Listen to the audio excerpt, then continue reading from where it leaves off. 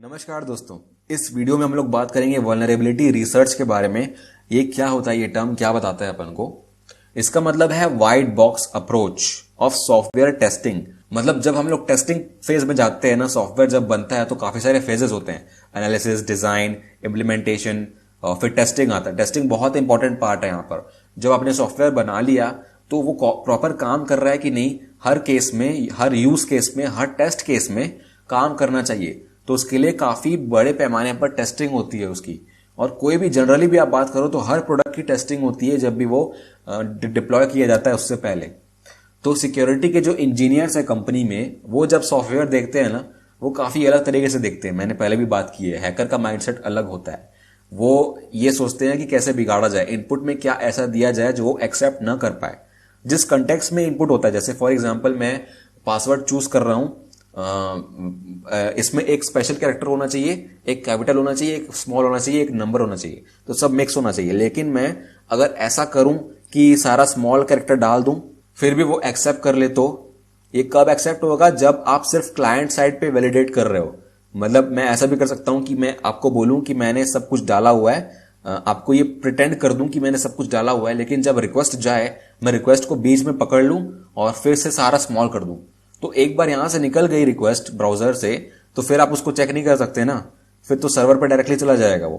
तो अगर आपने सिर्फ क्लाइंट साइड वैलिडेट किया है उसको, तो वो काम नहीं करेगा। तो इस तरीके से सॉफ्टवेयर सिक्योरिटी रिसर्चर्स सोचते हैं। और इसके क्या क्या स्टेप्स हैं, फजिंग, ये सब जो आप टर्म सोच रहे हो ना, डरने की जरूरत नहीं है। इसके बारे में हम लोग डिटेल में पढ़ने वाले हैं, सारे टर्म्स के बारे में। तो कोई दिक्कत नहीं है, अगर आपको समझ में नहीं आएगा तो कोई दिक्कत नहीं है, आपको बाद में समझ में आ जाएगा। तो हम लोग यहाँ पर क्या बात कर रहे थे कि सिस्टम कैसे काम करता है, हम लोग यहाँ पर वो नहीं देखते। सिस्टम को कैसे फेल किया जाए हम लोग ये देखते हैं।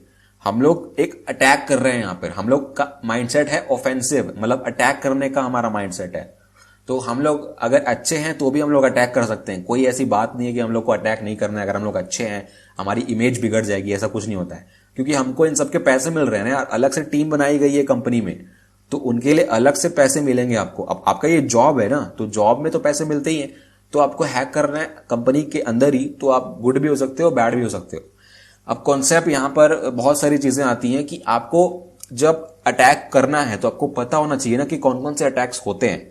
तो उनकी नॉलेज आपको होनी चाहिए। और जो अटैक आपने कर लिया उसके बाद जो आपने एक मतलब प्रॉपर वे में अटैक किया सिस्टम पे, और जो जो चीजें निकल के आई अटैक करने के बाद, फॉर एग्जांपल अगर अटैक फेल हुआ या फेल हुआ तो कैसे हुआ, कैसे पास हुआ, क्या क्या चीजें आपने अप्लाई की थी, क्या क्या चीजों में चेंजेस आया उस हिसाब से।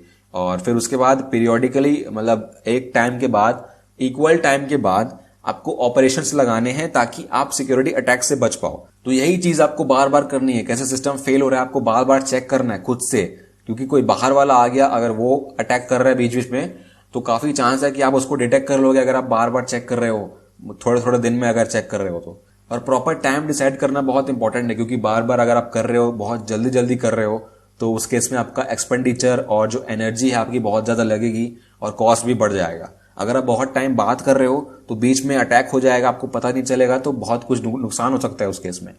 तो ये ऑप्टिमल टाइम होना चाहिए।